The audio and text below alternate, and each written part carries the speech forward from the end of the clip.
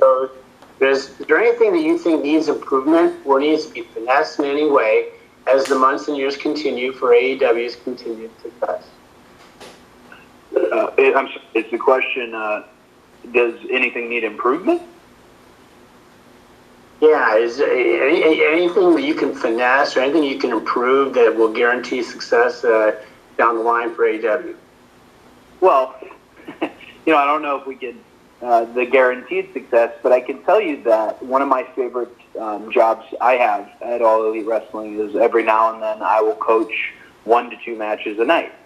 And when I'm the coach, often I have an incredibly long or non-existent leash when it comes to my matches, because I like to retroactively give the notes on, hey, did you hear this? This could have been a good opportunity for that. Hey, I would try this next time. The one thing I do give my talents when I'm coaching a match is, what's your goal? Is your goal to find the floor cams and make good facials? Is your goal to sell? Is your goal to see this thing that you want to kind of what's old is new and take it and present it in a new way, a new move, whatever it may be. So in terms of improvement, I'm always hoping that the talent that I have that night are wanting to improve, and so are all the other coaches. Jerry Lynn is a prime example of, you could go out there and tear the roof down. As soon as you come back, he's going to tell you, hey, you forgot to sell your leg, and just humble you right away. Jerry Lynn, really wonderful coach. My brother Dustin, who I don't put over near enough, coaches the women every week. He has them in the ring far before call time, sweating and just running and gunning and getting reps in. So yeah, since we don't have a live event schedule, since it's TV to TV, it's very important that all the coaches have that mindset of improvement. Tony already has that mindset of, how can I improve upon the show last week? And he has great sounding boards. He has the Bucks. He has Kenny. He has myself. He has Jim Ross, Tony Schiavone, people in post-production. Can we improve the production? Kevin Sullivan doing a wonderful job. So yes, there is lots of things that we can improve and have to improve as we continue to move forward. We want to grow. I mean, we want to grow. There's no plans to not grow as a company. I can't pinpoint one thing. I know with the Nightmare Factory, which is my school here in Georgia, the biggest thing we try to get across and improve are promos. It seems like in this day and age, everyone is incredibly athletic and can do every spot under the sun. But if you can get people to listen to you, if you can get people to love you or love to hate you, if you can truly connect with them, it should be called connection class. If you can find that connection where they are talking about you, that's the gold standard. That's like being an emotionally available actor in Hollywood. That's it, to have that promo. So that's an area, if I had to focus on anything with improvement, it would be performing in front of a crowd and having them involved in what you do, because wrestling is very much, they have to be involved. You can't have a match where they're not involved, and promos. Thanks, Cody. Okay, Izzy from the Hot Tag with Izzy is next, and following Izzy will be Brian Joyce from Wrestle Talk. Izzy. Hey, Cody, what's up? How are you? I am good. I see you've been training lately, which it means you've got the bug, and that you're not gonna be able to shake it. So make sure you train safely. Don't do anything stupid. Don't do anything you've never tried before. Just keep at it. It's a wonderful, wonderful business to grow up in. So hey, best of luck. You're always welcome to come to the school too. If you want to. I don't know. It's kind of weird for us to have this conversation on the call. But anyways, what's your question? Well, first off, thank you so much. Whenever you guys have an available time, I would love to come up to the Nightmare Factory. It would be an absolute honor But my question to you is, your match against Malakai Black is literally the classic good versus evil, a lot like Darth Vader and Luke Skywalker. In these type of stories, the bad guy is always trying to bring the good guy to the bad side. So how do you maintain who you are personally as that hero of AEW and as a competitor in the ring and not tap into the dark side that Malakai Black is trying to bring you into? Whew, those were very lofty good versus evil comparisons. I'm probably going to take the question a little bit different way than you think, but I hear how the crowds currently are reacting. I'm not going to go against that wave in terms of being excited about someone being able to run free in a Mustang with no saddle like a Malakai Black. I encourage that for fans.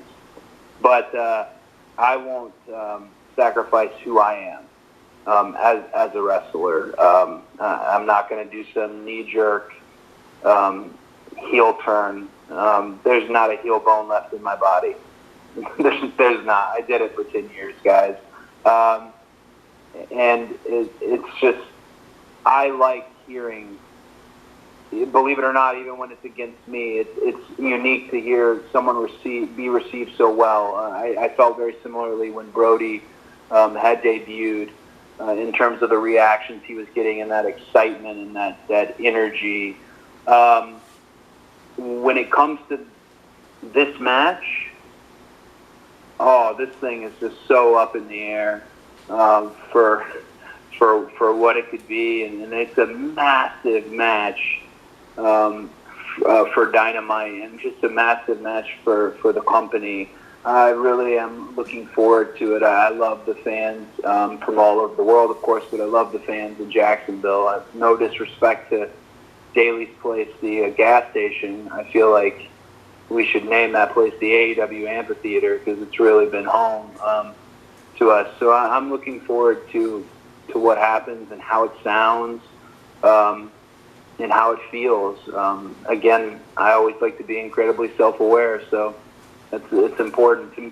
Tomorrow's, I don't know if you guys can tell on this call, tomorrow's a really big day for the company and for me, and honestly, I'm looking forward to the match. You mentioned Darth Vader and Luke Skywalker, and there's a lot of fans who thought Luke was a whiny farm boy and thought Darth Vader was the coolest thing on earth. I'm a Luke guy. Hopefully there's some Luke guys in the crowd, and I'm sure there'll be some Darth Vader people in the crowd. That's great. You pay your money to sit in the seats. You can do whatever you want to do. And I've had some really wonderful advice from an extremely polarizing babyface in our industry that has kind of helped me through this current time. And without divulging too much of that, one of the best things was I have to stay true to who I am. I really do. And that I look forward to doing. Thanks, Izzy. Next is Brian Joyce from Wrestle Talk, and Brian will be followed by Sean Ross Sapp from Fightful. Brian?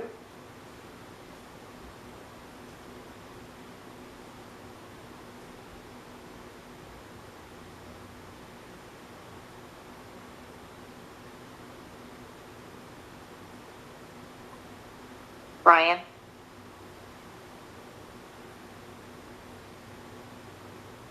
Okay, we seem to be having an issue with Brian's audio. Can we try Sean Ross Sapp from Fightful, and maybe we'll try Brian next? Is that doable? Yep, Hey, Sean, Cody. you're on. Hey, Cody, thanks for taking the time. You guys have had such massive success in the Chicago market as well as others, and when you see these sellouts over the course of a few minutes, that has to lead you all to think that you could probably sell out 30, 40,000 seat venues. Has there been discussion about that, and where do you stand on that? Is that a possibility for 2022? Well, the idea of a stadium show, earlier in the call, someone asked me about future goals. I think that would be a really big goal for me. And it would, of course, I hope be a goal for AEW. I'm just speaking from my behalf, to run an actual stadium show, which to a degree we're doing with Arthur Ashe, which is unreal. The tickets on Arthur Ashe in such a great building. There's not a bad seat in the house. So yeah, we're at the point now where, well, could we? And what would we put on? And what would we call it? And all those things. I think it's something, I can't say it's formally been discussed, but we're all thinking it. I know of a few places that I always thought would be great for a stadium show that haven't been touched on. Again, this is just me. I am declaring, this is just me saying it, but Miller Park is a really unique venue that sits somewhere between a massive stadium show and a little bit more of an intimate vibe. That would be something I'm interested in, but again, I can't speak for the whole company as far as where we're looking and what we have laid out in terms of those things. But yeah, it would be wonderful, really would be wonderful to do a stadium show, which we are doing with Arthur Ashe, but to do another large one, because those become destinations. All the shows that happen, the independent shows that join up with it, the cons that become part of it. It almost feels like a natural extension of the original All In, which was such a Woodstock for wrestling, would be a big stadium show. No plans currently, but definitely that's a personal goal for me. I think that'd be wonderful to really show, my gosh, these crazy wrestlers are right about this revolution and the fans like it. Thanks very much. Let's try Brian Joyce again from Wrestle Talk. Brian, you there?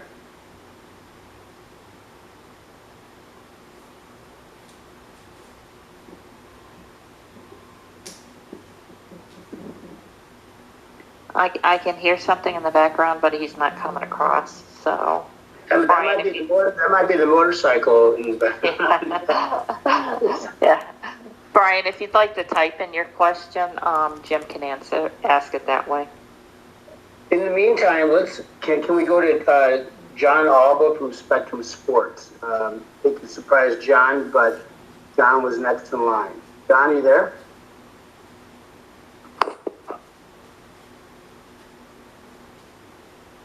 I'm always ready to roll, guys. I appreciate that. Cody, thank you for the time today. You briefly touched on it before, but I'd like to know more about AEW's current evaluation of vaccine status and mask wearing. The CDC made a recommendation last week that people running indoor venues, people attending those kinds of events, whether they're vaccinated or not, should be masking up. Has AEW taken an official stance on that? And is there any concern over how that may impact future events like All Out? Great question. We're always going to go off of the state mandates. We're not going to try and break any rules or any laws. The health and safety of our talent, staff, and fans, it's the highest priority. While there's not a mask mandate in the state of Florida for tomorrow's homecoming show, but we do encourage our fans to wear masks if that's what would make them feel comfortable. That's from the AEW side of things. Me personally, again, declaring this personally, I would really hope that everyone out there just does their part with COVID and the variant to get themselves vaccinated. This illness affects old people. It affects young infants. And I think people should, this again personally, should get vaccinated. If they're one of these wild people who thinks they're going to be filled with nano machines, well, the Solid Snake is going to save us anyways. So that's a Metal Gear Solid reference. Hopefully some people get it. Izzy absolutely is not going to get it. Yes, we're going off state mandates. So it's something that we're looking at and we monitor every day. Every day, Mega sends a new COVID protocols, how it looks globally, how it looks domestically, so that we can prepare. And we are prepared. The pandemic came, and that's why we're calling this show Homecoming, because Daly's Place in Jacksonville, Florida became our home. The Nightmare Factory was fitted to operate 7 shows as well. We'll be able to pivot. That's a strength in leadership in terms of Tony Khan and strength in the company in case we have to. Right now, no plans to change. The main plan is to follow state guidelines, and if masks are state guidelines, absolutely. If vaccination proof state guidelines, absolutely. We want fans to have fun and have fun safely. Thanks, Cody. So for our final question of the day, we're going to try Brian again, Brian Joyce from Wrestle Talk.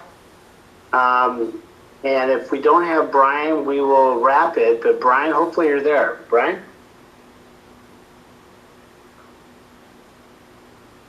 You can't, Jim. You can't leave practice on a miss.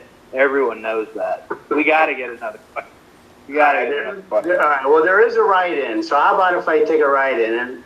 And this is a good write-in here.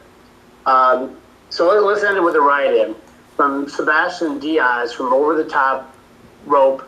Over the Top Rope. Congratulations on the success of AEW over the past couple of weeks, which may have been the most important in the company history these past couple of weeks. How do you keep this momentum going and growing? You know, taking what's happened over the past couple of weeks and replicating it tomorrow, the following week, and the following week? Great question, and I think the answer there is what you see front and center. As much as it's the focus and the priority of the show, what's in the ring, what's very important to keeping the momentum happening is what is happening with the younger talent that's developing not in the ring at that moment. Building new stars. That's something we hear in wrestling all the time. Building new stars and how it wasn't possible and you can't do it. And I would completely disagree. Take a look at Darby Allin.